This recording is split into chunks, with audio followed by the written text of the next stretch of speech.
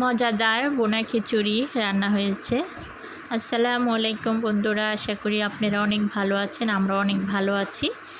আজকে এই যে গরুর মাংস দিয়ে ঝরঝরে বোনা খিচুড়ি রান্না করা হচ্ছে, দেখতেই পাচ্ছেন। বাসায় গ্যাস নেই, রাইস কুকারেই বোনা খিচুড়িটা বসিয়ে দিলাম। বাকি সব মশলাগুলো দিয়ে দিচ্ছি। পেঁয়াজ, কাঁচামরিচ কুচি, আদা বাটা, মরিচের গুঁড়ো, হলুদের গুঁড়ো দেব, জিরার গুঁড়ো। জিরা, এটা যত প্রকারের জিরা আছে সব জিরাগুলোই আমি গুঁড়ো করে নিয়েছি এখানে ব্লেন্ডারে। এটাই দিয়ে দিলাম, অন্যরকম একটা সেন্ট আসে এটাই। তো এখন ভালো করে মশলাটা কষিয়ে তারপরে বাকি সব কিছু দেওয়া হবে।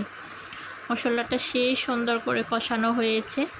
গরুর মাংসটা এখন ভালো করে কষিয়ে নিব, তারপরে চাউলটা দিয়ে পানি দিয়ে দিব পরিমাণ মতো।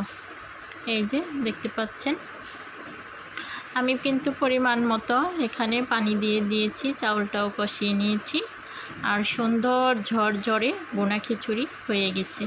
দেখতেই পাচ্ছেন, গরুর মাংস দিয়ে মজাদার বোনা খিচুড়ি তৈরি করে ফেললাম। গরম দেখে এতদিন ভাবছি যে করব করে করি না, এখন একটু ঠান্ডা পড়েছে তার জন্যই করে নিলাম। আর সাথে আছে শুটকির ভর্তা, এটা হলো চিংড়ি শুটকির ভর্তা করে নিয়েছি। বোনা খিচুড়ির সাথে চাপার ভর্তা, চিংড়ি শুটকির ভর্তা হলে খেতে অনেকটা ভালো লাগে। আর সাথে সালাদ, সব কিছুই আছে। দেখুন, এখন এখানে খাওয়া শুরু করা হবে।